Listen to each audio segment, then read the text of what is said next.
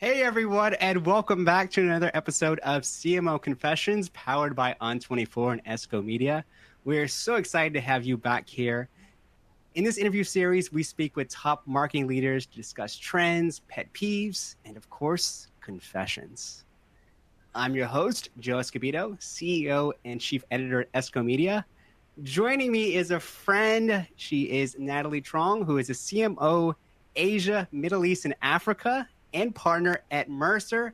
Natalie, always good to see you. Thanks for having me, Joe. Pleasure to be here.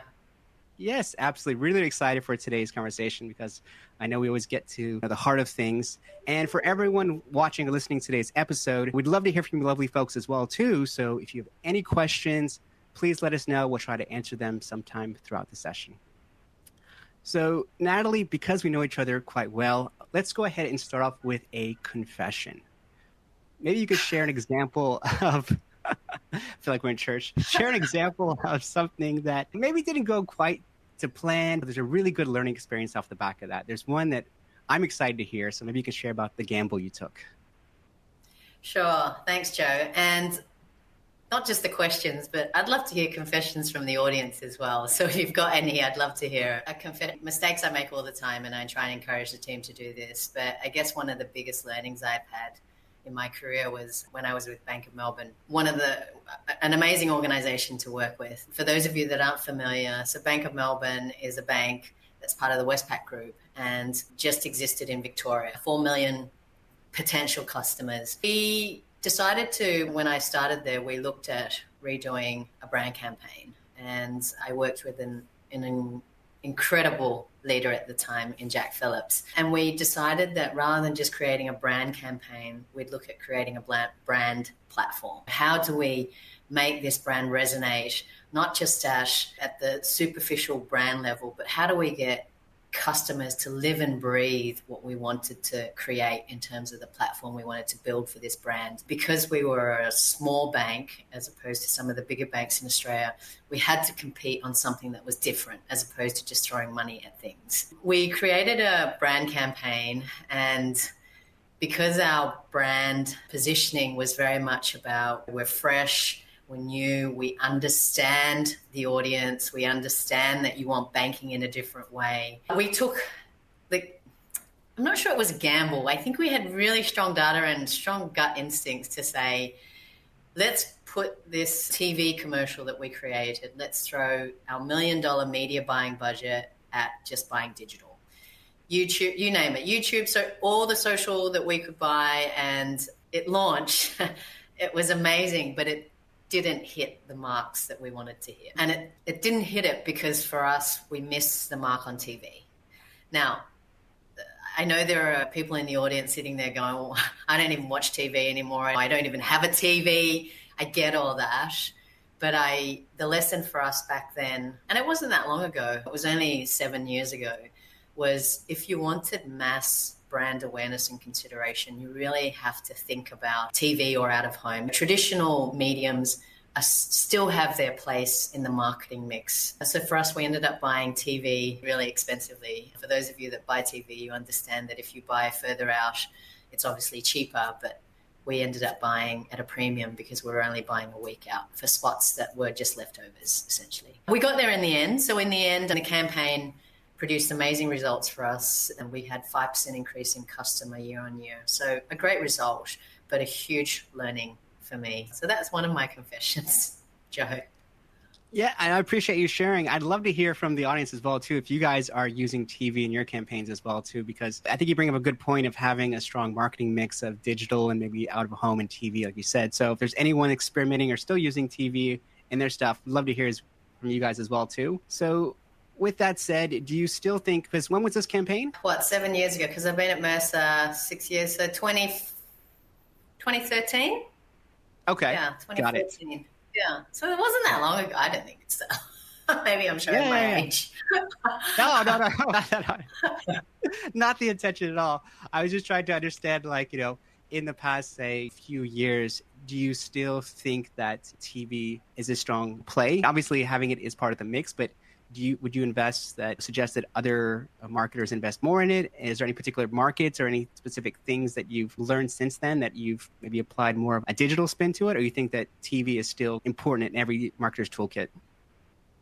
Yeah, I don't think it was the TV part, Joe. I think the learning for me was don't discount the marketing, like the channels inside the marketing mix, to be honest. That's what I learned. Don't discount a traditional channel if you are going after an audience that's where their channel mix, that's what they prefer, where they prefer to get their information.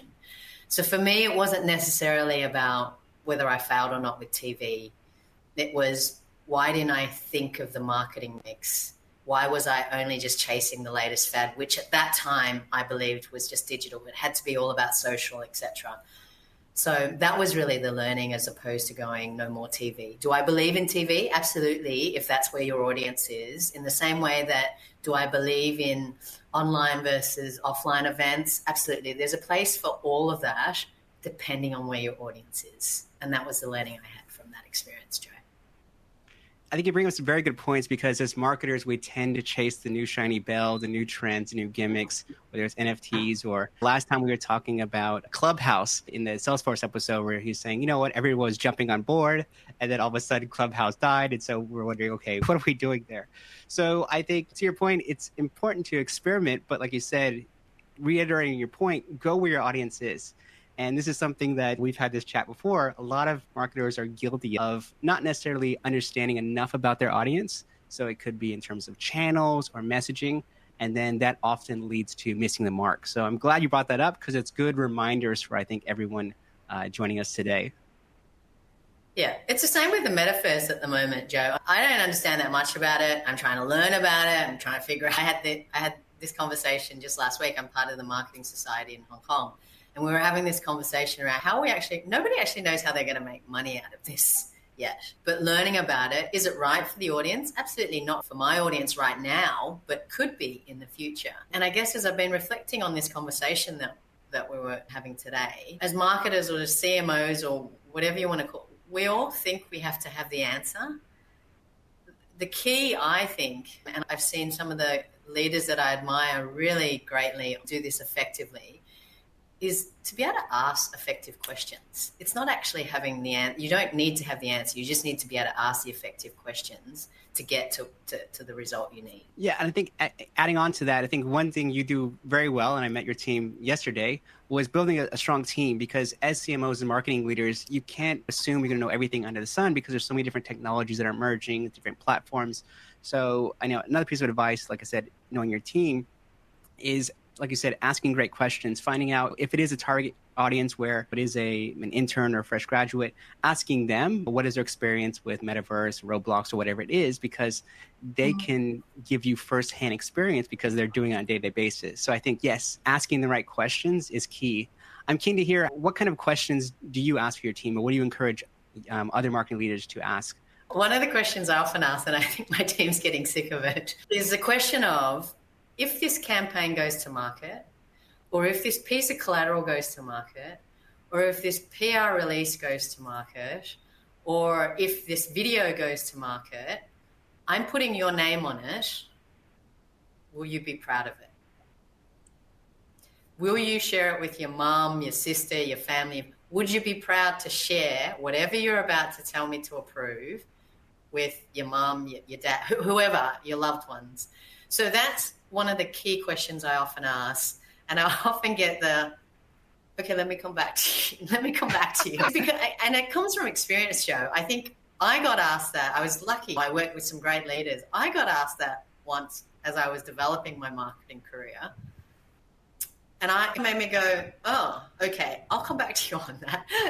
Would I be proud enough to show my mom? And the answer at that point was no. That is one of the questions I often ask my team. And the second question I often ask my team is, who's the audience? It feels like this has been written, or it feels like it's been done for us, as in internally for Mercer. Is that the audience? And so I try not to give the answer. I try and ask those questions so that they can think about it a bit more. Yeah, so those are two of the questions I often ask. I absolutely love those. And I hadn't heard of the first one, and I think it's extremely powerful, Because oftentimes, and I've been in this experience as well too, when you work with a larger organization, you put something out and you can hide behind the big brand. So if things don't go, you can say, oh, you know what, it's the brand or whatever it is. But I love that you say, okay, if I put your name front and center on this campaign, would you be proud of it? And most people, like you said, they start questioning it. They're like, oh, would I not? And once again, I think they start internalizing. So once they have that, they say, okay, how can I make it as best as possible? How can I build out something that I'd be proud of? And they really put the thought into it, because otherwise you run the risk of hiding behind a big brand, which I've done before as well too. So I love that question. And the second question, who is the audience? And I know this sounds very self-explanatory to some of the folks joining, but you'd be surprised. I ask this on trainings all the time, who is the audience? And a lot of the times they'll either give a very vague answer or they'll go, I'm not, they just won't know. And I'm like, what are you doing? I'm sure you maybe got something like that before as well too. Yeah, and it's sometimes in the work we do at Mercer, sometimes we write for a CEO, and CEOs don't have a lot of time. Most CEOs I know glance through information, so you've got 3 seconds literally to grab their attention. But then we also write for technical people. We write for CHROs and CFOs, more detailed people that need the detail and need the financial information. So I just think you need to balance that carefully and not just go, I'm writing for the C-suite. People in the C-suite don't always digest information in the same way. So I often try and remind the team that, yes, I understand you're trying to write for the C-suite, but who in the C-suite are we trying to write for? Do we need short, sharp, or do we need a lot of detail? That's an excellent point. And I think, once again, a lot of folks tend to generalize, like you said, they're running for CXOs. What is a CXO? Because the way that... Two stark examples, a CMO versus CFO. Give them the same information and see what happens. Yeah. And so that's why we talked about this yesterday, that's why people like to write generic and bland, because it cuts across, at least in their minds. They think because it's so generic that anyone in the CXO role will love it.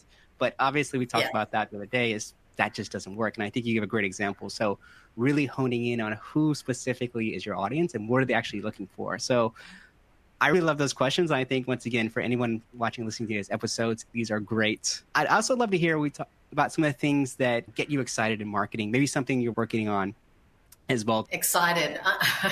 It's less about marketing for me, to be honest, Joe, less about the technical marketing. I see a lot of it. I think my team is way more brilliant at the technical marketing stuff than I am. What I'm really passionate since arriving in the region, so I'm based in Hong Kong, is actually developing local leaders to sit at the executive leadership table. I'm really passionate about driving marketing leadership in this region. From a marketing perspective, I think we're absolutely brilliant in this region.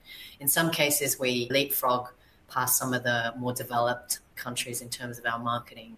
But I think the marketing leadership aspect is something I'm really passionate about. I mentioned I was on the board of the Hong Kong Marketing Society. One of the programs we're developing is called Ones to Watch.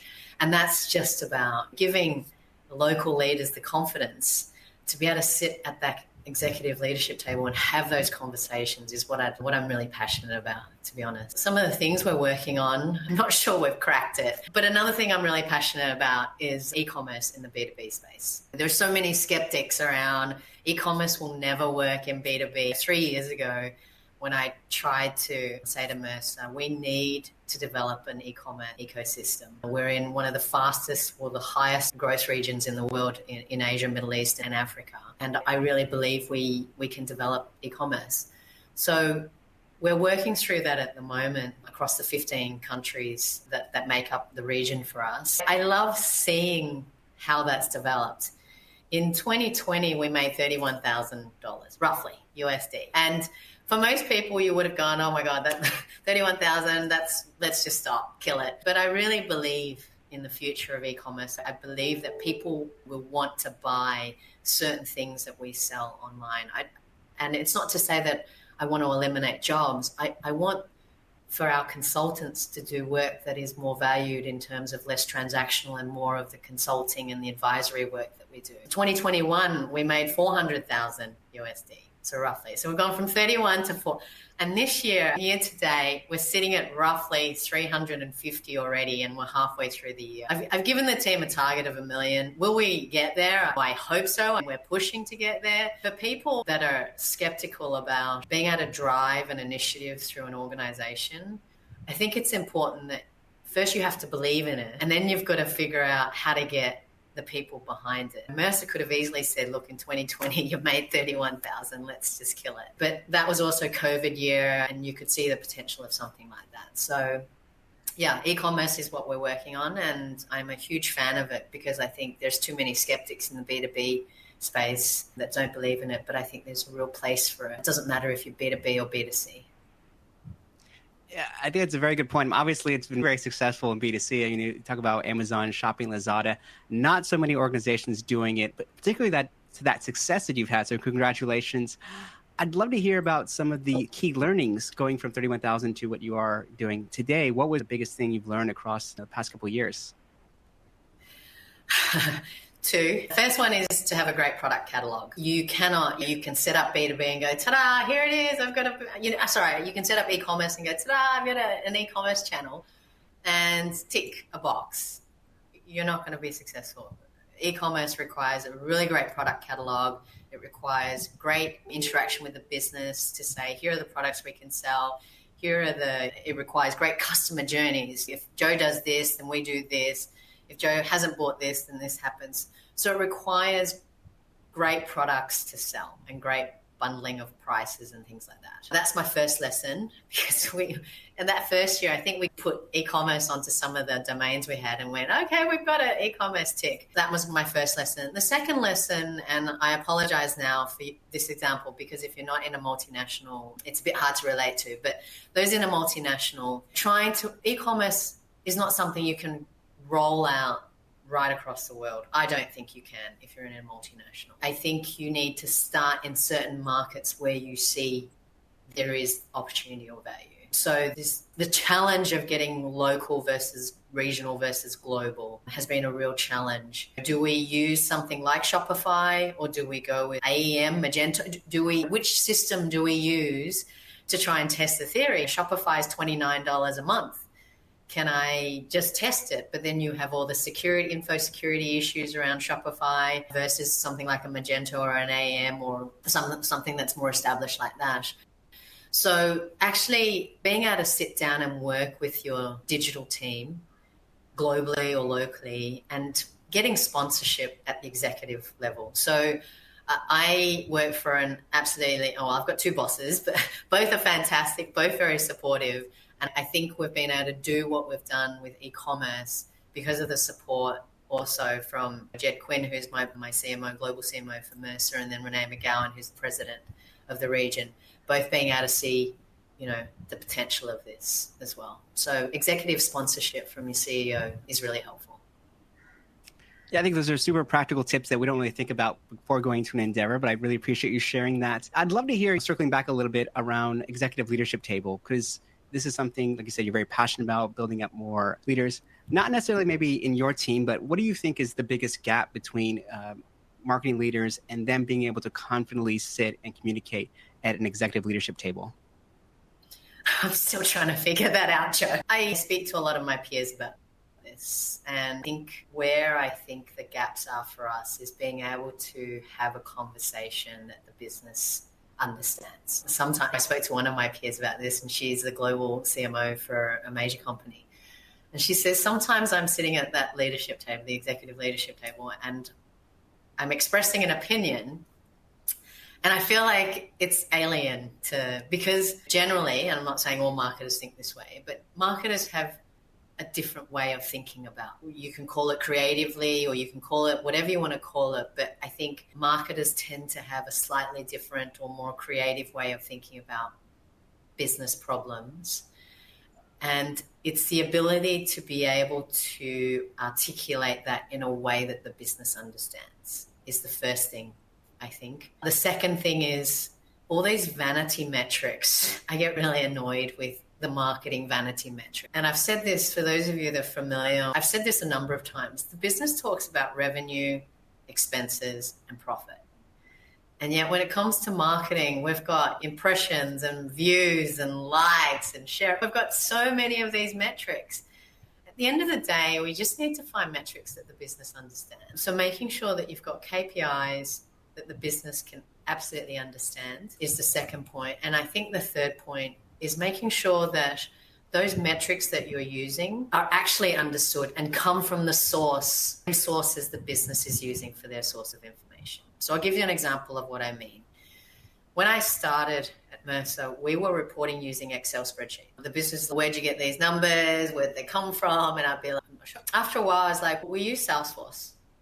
So we can build dashboards in Salesforce, and that gives me real-time data about the pipeline, about leads that we've converted, about the revenue we've generated. Let's just create a dashboard in Salesforce. Sorry, I keep wanting to say Mercerforce because that's what we've renamed Salesforce inside Mercer. So let's just create the dashboard inside Mercerforce. And so when I sit down with my business leaders, I'm not showing them a spreadsheet. I'm actually just showing them the same dashboard that they're looking at when they think about sales and they think about revenue and they think about the pipeline. So I think finding those elements when you're sitting at the executive leadership gives you greater credibility. Really good point. And I think you said talking in terms that they understand, like you said, revenue, profit, expenses. This is the billion-dollar question. I don't know if anyone has an answer, but I'd love to hear your thoughts on how do you attribute, because everyone's trying to get to marketing-generated revenue so they can showcase that to the leadership team so they're not perceived as a cost center. If the end goal is revenue, maybe if you can share a bit about your process in terms of how you track or how do you analyze things. And not everything can be analyzed, but for those that can be analyzed, how do you take it from your activities that you're doing to, say, a revenue number, for example? Yeah, this is going to might drive some debate.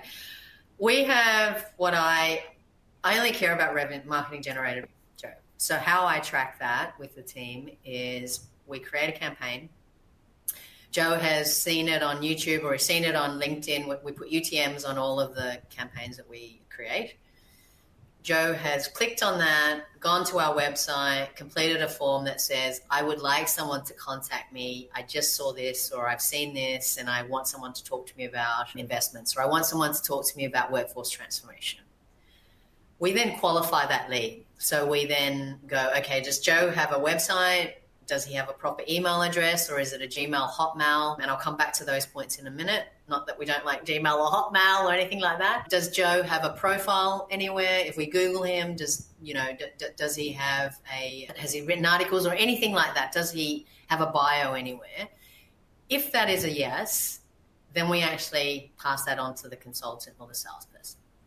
Yeah. So it gets qualified before you even see it. We don't just go, oh yeah, here's a lead from Joe, not sure what he wants, not even sure if he's got a proper phone number, but here you go. So we don't throw leads because I don't track those numbers. I'm not interested in how many leads we generated. I don't measure it. I don't care if you generate 2,000, but your conversion rate is 1%. It's a terrible number. So we qualify that, and then if that converts, then we count that as marketing revenue. So it's as simple as that. Now, I said that it's not that we don't like Gmail or Hotmail and things like that, because we know that entrepreneurs, and this was highlighted to me recently, in places like India, Indonesia, real hotbeds for startups. Most entrepreneurs have Gmail or Hotmail or Yahoo accounts. So why would we discount? So we now at a point where if you have a Gmail or Hotmail, we actually email you. So the team emails you first before we send that on to a consultant to say, hey, Joe's got this Gmail account, but hey, he's got this startup. It's doing really well. Here's what it's called. Can you chat to Joe? Yeah. So that's how we measure. The rest of that marketing budget, to be honest, Joe, there's marketing companies, I'd love to hear this from the audience as well, that measure marketing engagement, marketing funded revenue, marketing initiative, whatever you want to call it. I just don't think that's the stuff that you do from a brand perspective. Like when you run an event, when you do PR, when you do comms, they help to build the brand. They help to build the perception or the positioning of who we are as Mercer. And yeah, does it count towards revenue? I'm sure it does. But do I want to get into arguing with the business over whether you opened an email and you came to this event and that's why you signed a $200,000 contract? Or do I actually just want to say, actually, the result of all these events we did is what helped to build the brand. Joe also at the same time happened to come to the website and do this, and that's what we're going to count because it's really tangible. This other stuff, if you don't believe in it, we can stop it for 3 months. Let's stop doing webinars. Let's stop doing events. Don't do any PR, and let's see what happens. I'm going to tell you, I've tried it with a couple of CEOs. None of them have said yes to that. I'd love for a CEO to say yes to me, but none of them so far have said yes to stopping those activities. I love that. I think it's one of the things I admire about you is kind of sticking to your guns and putting it out there and say, look, let's go ahead and scrap it for 3 months, see what happens. It takes guts.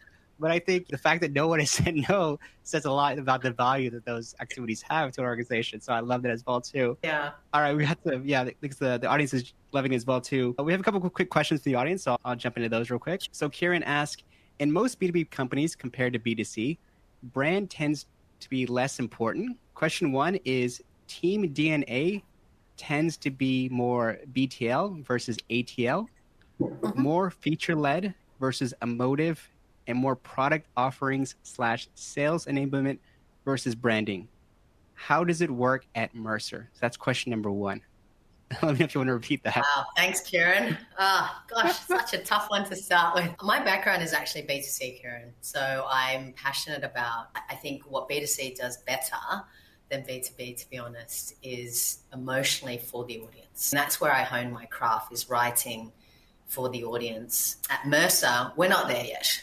I'll be honest with you. We still have marketers and businesses trying to go, here's a product we have to sell, let's just sell it. So we're not great yet, but I think we're getting there. We're getting to a point now where we're trying to roll out a program where we do issue-led marketing or issue-led selling or whatever you want to call it. I think it's going to take a couple of years for that to be embedded into our DNA. I absolutely believe in brand. I've come from brand. I gave you an example of one of my confessions around brand. Brand at Mercer, if we don't have a brand at Mercer, no one would trust what we do because we're not selling widgets. Yes, we have $200-$300 products that we sell in some markets.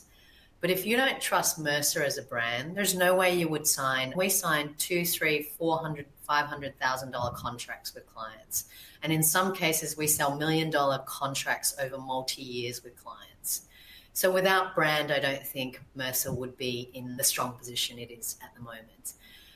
It's unfortunate, and I know some of my marketers are tired of this, but in marketing, you educate. You spend so much of your time educating. And like I said just then to Joe, if you've got an organization or if you've got your leadership team doesn't believe in brand or doesn't believe in brand marketing, tell them you're going to cut all that. And all you're going to do is just push products. You're just going to sell products for the next 3 months and see what happens. And Kieran, if you get the chance to trial that, please reach out and let me know how you go, because I've yet to find, of the 15 countries I look after, I've yet to find someone to say yes to me on that, to kill brand advertising or marketing and just do product pushing.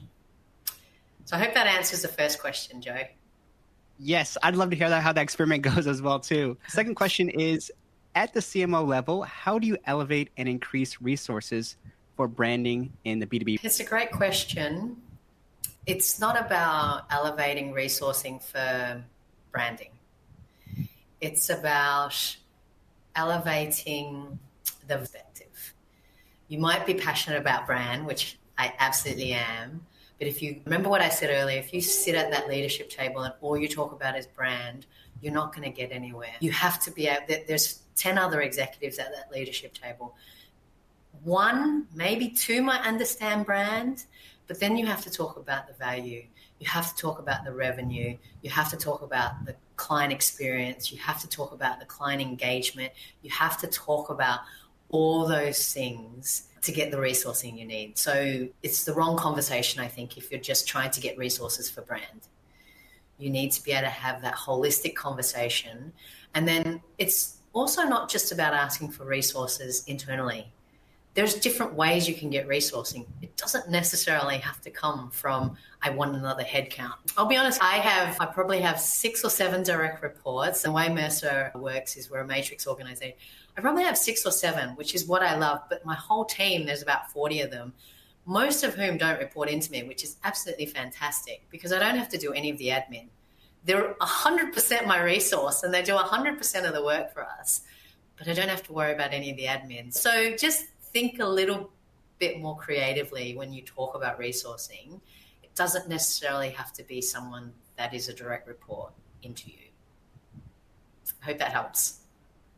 Yeah, great advice. He's already replied. He says, thanks, we have similar struggles, but we're doing kind of small pilots on, I guess, the first question as well, too. So keep us posted, Karen. We'd love to know how it goes. Munmun Yeah. asks, how do you work with revenue leaders? How do you work with revenue leaders? We always think about revenue. We're always thinking about, yes, this is going to create a point of view. Yes, it's going to elevate our brand, but it's not necessarily right away. Yeah. One of the best tips I can give you for working with revenue leaders is actually, and I do this sometimes to some of my CEOs that are skeptical, is actually give them access directly to the lead that comes in from the website. So what I mean by that is when someone goes into the website, fills in a form that says, I would like you to contact me, let that lead also go directly to the CEO or the revenue leader. So I get all the leads that come into our region, and I get it because I'm just naturally curious. So I want to know, what are clients asking about? Have we got campaigns in market that are fulfilling those needs? If clients are asking us about future of work and we're constantly putting out points of views around ESG, then are we missing a trick? Why aren't we talking about future of work? Why do we keep talking about ESG? There's a number of reasons why I like to get the leads, but for revenue leaders, if they can actually see directly that the work that you're doing is actually generating genuine leads, I think that helps to, one, build the credibility, but also take away the skepticism they have of the work that you're doing. So I never give a lead to a revenue leader or a CEO or any consultant that isn't a direct lead from the website. So I don't take that information and put it into a spreadsheet and say, here you go. So I think direct sourcing with revenue leaders is helpful. And the second point I think is helpful is what I said earlier. Where do you get your reporting? And have you created that dashboard inside the CRM that they are using? Or have you actually just created using Tableau and created spreadsheets of your own? You need to go to the source where they're sourcing their information. I think really practical advice for everyone listening, because you think about revenue leaders, what they're thinking about is leads as well as high trends of pipeline and closing it.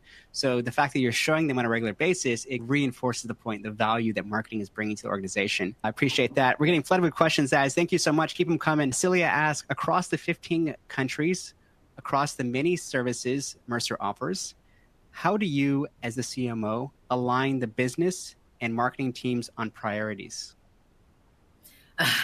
Great question. I don't in the way that I don't actually go, okay, we must do this. At a global, regional, and local level, we have priorities. Yeah, we have big bets that we've made from a global perspective, and we absolutely support those.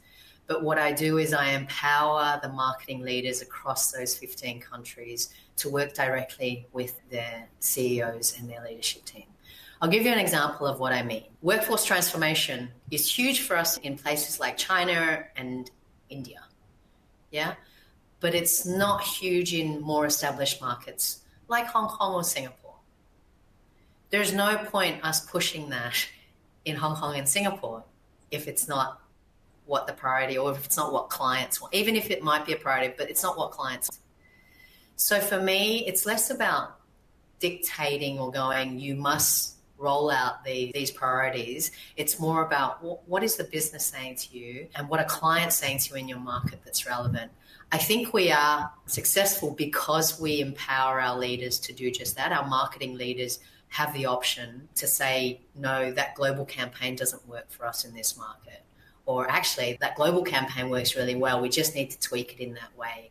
And I think that's why I love working at Mercer, that freedom that we're given to roll out campaigns that are really relevant for our markets, as opposed to being told you have no choice, you must do it in this way. Absolutely. I wish you were my boss years ago. You would have saved me a lot of gray hair now. But I'm comes from having a great boss, Joe. So my global CMO is absolutely fantastic as well. Awesome. David asks, hopefully I'm pronouncing that correctly, says branding and marketing are key ingredients for success. The challenge often is to translate the corporate branding to the individual employee at the front line to win business. Interesting question. I'm not sure how I'm going to tackle that. Was that the question? Okay, sorry. There's a follow-up. No, that was the question. Okay. I think I've understood it. I think I've understood it. So I think the question. And Davin, just correct me if I'm wrong. I think the question you're asking is, so for me at Mercer, consultants are like, oh, brand, whatever, I don't really understand it. I don't get these templates. I don't get the PowerPoint. Why does it have to be in this template? Why does it have to have the logo the way it is? Why can't I fudge the logo? Or why do you need me to do it? The question I often ask, and when I joined Mercer, it was one of the things that I heard really loudly, is if you go into a pitch and let's say there's 3 competitors in that pitch and Mercer's one of them, and you've got 30 minutes for that pitch. Do you spend the first 10 minutes explaining to the client who Mercer is and what we do? Or actually, do you just get straight into that pitch and you've got 29 minutes to sell your proposition? If you take away the branding, if you take away the power of brand and marketing, this is what happens with consultants. And this is what they were telling me at Mercer. We didn't have a strong enough, and back then I was living in Australia, we didn't have a strong enough brand. So we wasted 10 minutes during the pitch. When our competitors had 29 minutes, we had 20 minutes to pitch because we spent 10 minutes explaining to them who we were as a brand and what we did. So my suggestion to you, Darwin, is just another experiment. I'd love for you to see if they would do this, is take away all the logos and all the colors and all your corporate fonts and all of those things from your pitch deck and just say to them, just go out with, you can use white background and black. That's it. Just use the whatever font you want to use and go out and pitch and see what the client thinks about that pitch deck. See if they understand your brand. So I'd love to hear if that's possible. So I hope that answers the question. But as you can tell, I love experiments like this. When people are skeptical about brand and marketing, take it away and see what happens. Because it's not our job to sit and convince people of the value of brand and marketing.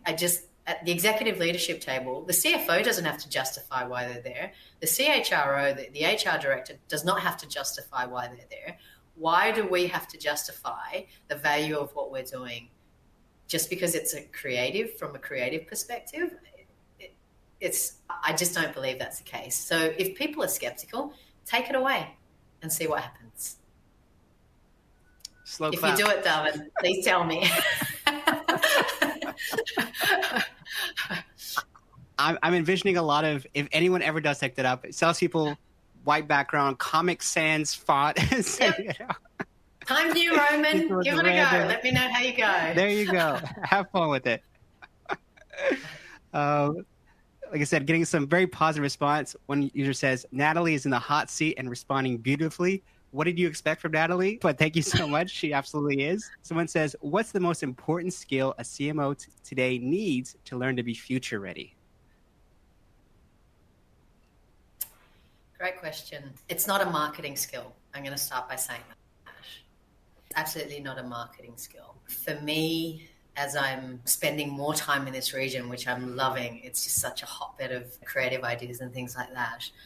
But for me, it's the ability to think critically about problems. What I'm finding in this region is it feels like sometimes there's one way of doing, and that's all we do. There's one path to the answer, which in most cases isn't the end-all answer anyway. There are many ways that you can get to that answer. It doesn't have to be a straight line. So what I'm seeing is a gap, and please forgive me for making this general statement. I've only been here a couple of years, so it is a very general statement, and I have had limited exposure, but I find that being able to think critically about problems is a gap here, and I would love to continue being able to develop leaders, especially marketing leaders, to be able to think more critically, not just creatively, about solving problems. Yeah, I'm sorry, there's not one marketing skill that I think will make you future ready. If you're wanting to sit at that executive leadership table, if you're wanting to create and build great teams, I think it's being able to think critically about how to solve both personal and professional problems. That's a really good point, because you think I would have anticipated the same question, but like you said, a lot of marketers may not understand the business enough, understand the audience well enough. And so that may be hindering some of their ability to think critically. But I think, as you pointed out, that's a a great skill set because as you move up in your career, it doesn't matter what role I think you're CXOs, that's something that is important across the board. So I think some really practical tips, guys. So Natalie, thank you so much. Audience, guys, love all the great questions. We'll go ahead and wrap things up. If any of them are questions, I have a couple quick, call them rapid fire questions for Natalie. So sure. First question. Hit me. First question is, what's your most successful marketing channel or tool at the moment? LinkedIn, I have to say, is most successful for us at the moment. And we're starting to build and see some momentum in YouTube, but right now LinkedIn, if you're not in China, and in China, there's no doubt it is absolutely WeChat. Awesome. Next question is, what resource has the biggest impact on your career? The leaders I've chosen to work for. Awesome. Last question is, if you had 10x the budget you have now, what would you spend it on? You know what? I would love to create a limited series Netflix, like the Queen's Gambit, but I would call it The Real Lives of Marketers or something like that, Joe. Yeah, I won't elaborate because it's rapid fire, but I'd love to do something like that. I'm going to break my own rule. I'd love to hear more about your pitch for that series. I think marketers, as they graduate uni, think that it's all glamorous and I'm going into it because there's lots of parties I can get to go to and there's lots of all the glamour things. Marketing is so much more than that. And I think if you spend time with marketers, both creatively, they've got to have both left and right brain. Great marketers have both, and the ability to think from a financial perspective and from a creative perspective, I think is so important. And I think marketers also underestimate the value of the work that they do. They go, oh, it's just a pretty picture, a pretty color. But if that's how great brands like Apple and Coke and Nike think about it, they wouldn't be in the positions. There's something to be said about owning a color. There's something to be said about owning an icon or a type of font and things like that. So I think being able to do, I don't know, a 5 limited series on the real lives of marketers in different countries around the world, in different businesses, I think it would be fascinating. Maybe I'm just crazy and I'd love to hear what other marketers are doing. But yeah, I'd love to watch something like that. I would as well, too. The audience is saying we'd love to watch this series as well, too. So if you do create it, let us know. We'll happily watch it. They can't get enough of you. So sorry, we have maybe a couple more questions and then we'll wrap things up. Sure. Because I glossed over the LinkedIn question. Kelvin asked, what was your LinkedIn strategy? You mentioned it's one of your most effective channels. Yeah, the LinkedIn strategy we have is that I don't enforce what you can and can't do on LinkedIn. So we have local leaders who work with local LinkedIn account managers who are brilliant, and they help guide us through that. When we started, to be honest, we were so bad at it.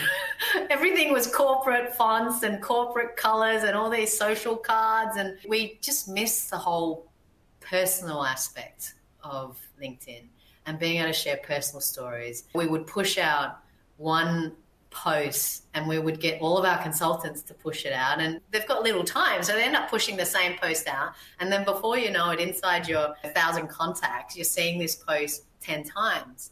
So we were so not great at the LinkedIn strategy. So we do now try and do a lot of personal posts. We try and think about the personal aspect of it. And also we use LinkedIn when we're doing ads, paid ads for LinkedIn. We do a lot of A/B testing. And we also think about, back to Joe and I, the point we made earlier, what's in it for the audience? Not what product am I pushing? If you attend this webinar or if you click on this link for the next 5 seconds, how will it make your life better or easier? So that's really, there's no secret ingredient or secret formula to it. It really goes back to think about, would you click on this? Would your mum click on this? And if not, why would you put it out there to begin with? So that's how we think about LinkedIn. So I'm sorry I don't have a formula for you with the strategy, but I'm happy to chat more about it if you like. But yeah, there's no secret ingredient. Awesome. Finally, one last question, then we have to let Natalie go. Someone says, your remit is enormous. Not sure if you sleep. I'm not sure if you sleep either. But how do you keep across it all and ensure a consistent brand voice across the market? I do sleep. I love my sleep, actually. I love my sleep. It actually comes back to the team. I keep saying this to leaders that I'm developing in this market. And this was me, and I've learned this the hard way as well. I started as an individual contributor. I started as an individual marketer, thinking I could do it all. And as you build teams, as your remit gets bigger, you have no choice. You have to build the team. You have to build the culture you want for that team. And then you have to set the expectations for that team. Now, your expectations sometimes won't suit everyone. And sometimes you have to make those difficult decisions of letting people go. But it's not because they're bad people.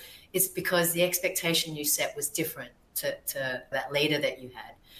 But I couldn't do what I do now without the incredible team that I have. Do I push them? Yeah, absolutely push them. But it's pushing them. And I always say to them, I need you to be 1% better. I don't need you to make drastic changes in your life, but every time I'm pushing them, I'm asking them to be 1% better by doing something better than it was done before, or by being first to market. And then I empower them. I think it's really important that you empower your leaders, especially in this region where it's culturally sensitive to challenge business leaders and to push back. So I'm always right behind them. I'm backing them all the way. If they say to me, Natalie, I'm having this discussion with this business leader, it's not working, she or he wants to do it this way, I think we should do it this way, I'm always backing them. So I am where I am because of the people that I work with and the leaders that I have in the team. And I want them. I don't need people to stay with me forever. I think marketers need to continue to develop their careers and move on. Hopefully, we can help you do that inside Mercer because we've got great opportunities inside Mercer. But I want leaders to be able to move into different roles in different companies, into better roles. Don't leave me and go to a role that is worse than the role you're in now. That would really upset me. If you're saying that you're currently a marketing executive at Mercer and you're leaving to become a head of marketing somewhere else, I couldn't be happier for you. That's what I want to see. And the reason I say, and people are like a bit confused, but the reason I say that is at some point we're going to work together again. Or at some point, actually, you're the head of marketing for a company that we might be pitching for. I could go, hey, what's it like? Where do we have to hit the mark when it comes to your brand? So I always want to support my marketers in that way. Sorry, long-winded answer for you, Joe. Yeah. No, I think it's a great one. And I wouldn't be surprised if you get flooded with applications to joining your team after this from the audience, because yes, they got some very positive responses. I think people love today's session. So Natalie, thank you so much. We appreciate you taking the time and sharing your insights and experience with us. I loved it. I know the audience did as well too. So thank you. Thank you. And we're recruiting for the real life of marketers at some point. Thanks for having me, Joe, and on 24. Awesome. You have to, like I said, there's so many people say, I would love that series. Hope you get your 10X. Kate says that and so on. We got to make it a reality because you already have the built-in audience right here. All right. Awesome. Take care, everyone. Well, thank you guys so much for everyone watching and listening to today's episode. We really appreciate your support. Obviously, thanks to On24 for putting this together. And stay tuned for our upcoming episodes of CMO Confessions. Now, if you love this series, we have more. And then do follow Natalie on LinkedIn and all their channels. You're going to learn a lot. So thank you guys so much. And we'll see you on the next episode. Take care, guys. Bye.